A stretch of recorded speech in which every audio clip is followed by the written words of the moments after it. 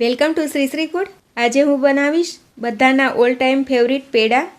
આજે હું દૂધના પેડા બનાવીશ। એક જ વસ્તુ જોઈતી હોય છે દૂધ પેડા બનાવવા માટે, યાની બહુ જ ઓછા ઇન્ગ્રીડિયન્ટ્સથી બજાર જેવા સ્વાદિષ્ટ, મોઢામાં મૂકતા જ ઓગળી જાય તેવા દૂધ પેડા એકદમ આસાનીથી ઘરે બનાવી શકાય છે। તો ચાલો શરૂ કરીએ દૂધ પેડા બનાવવાની રેસીપી। હવે આપણે એક મોટી કડાઈમાં 3.5 લીટર ફૂલ ફેટ દૂધ લીધું છે। દૂધ ઘાટું હશે તો પેડા સારા બનશે। આજે હું આ દૂધ પેડા ચૂલા ઉપર બનાવીશ। તો તમે ગેસ પર બનાવતા હો તો ગેસની ફ્લેમ હાઈ રાખવાની છે। દૂધને હલાવતા ઉકાળી લઈશું અને હલાવતા પણ રહીશું જેથી તળિયા પર ચીપકે નહીં। હવે દૂધ ઉકળવા લાગ્યું છે તો હવે તેમાં આપણે ખાંડ નાખીશું। 600 ગ્રામ જેટલી આપણે ખાંડ નાખીશું। તમે તમારા હિસાબે ખાંડ પ્લસ માઇનસ કરી શકો છો। હું અત્યારે આ ટાઈમે જ ખાંડ નાખી રહી છું। તમે થોડું ઘટ થાય ત્યારબાદ પણ નાખવી હોય તો નાખી શકો છો, પણ આપણે અત્યારે ખાંડ નાખીએ તો સાથે સાથે ખાંડનું પાણી થશે, તે પણ બળતું જશે અને દૂધ પણ ઘટ થવા લાગશે। તો હું આ ટાઈમે જ ખાંડ નાખી રહી છું। દૂધને આ રીતે કન્ટિન્યુ હલાવતા ઉકળવા દેવાનું છે અને ધીરે ધીરે દૂધની ક્વોન્ટિટી ઘટતી જશે, દૂધ ઘાટું થશે એટલા માટે।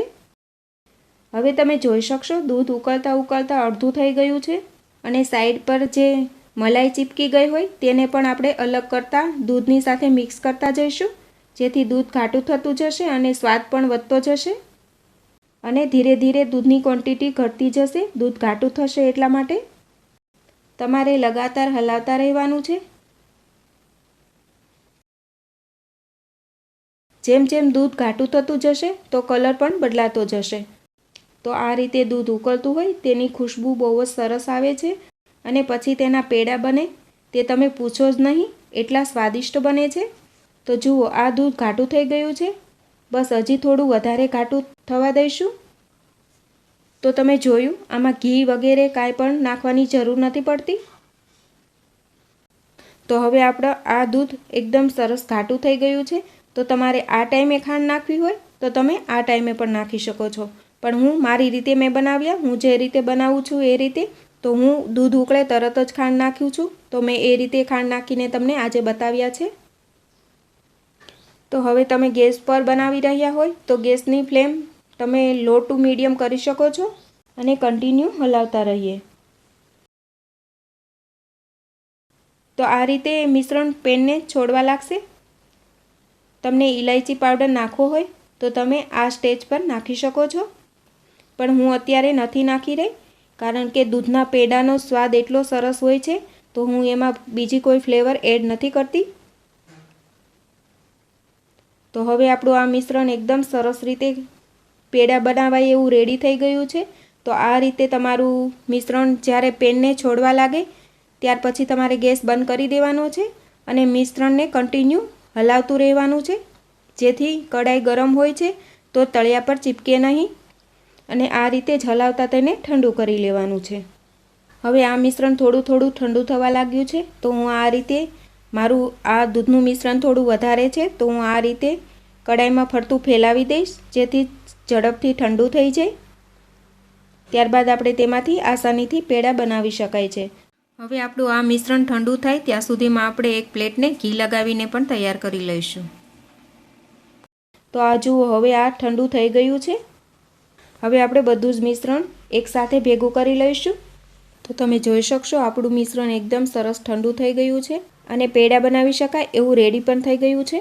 હવે તેમાંથી પેડા બનાવી લઈએ, જરૂર લાગે તો હાથ પર ઘી લગાવી લેવું।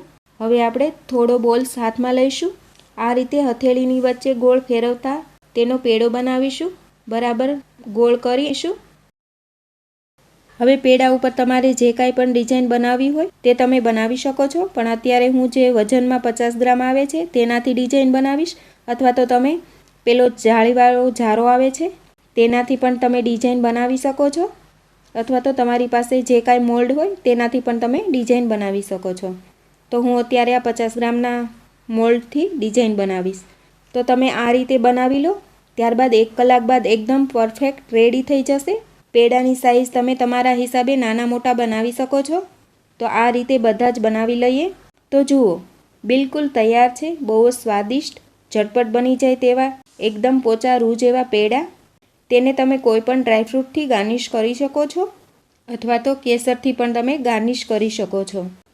તમે આ પેડાને એકવાર બનાવી લીધા અને ખાઈ લીધા તો તમે માર્કેટના ક્યારેય નહીં ખરીદો. તો આ એટલા સ્વાદિષ્ટ, એટલા ટેસ્ટી, બહુ જ સારા બને છે. તો તમે આ રીતે એકવાર દૂધના પેડા જરૂરથી તમારા ઘરે ટ્રાય કરજો. ત્યારબાદ મને કમેન્ટ કરીને જરૂરથી બતાવજો કે તમને દૂધના પેડાની રેસીપી કેવી લાગી. રેસીપી સારી લાગી હોય તો વિડીયોને લાઇક કરજો, શેર કરજો અને મારી ચેનલને સબસ્ક્રાઈબ જરૂરથી કરજો. તો ફરી મળીશું નવા વિડીયો સાથે.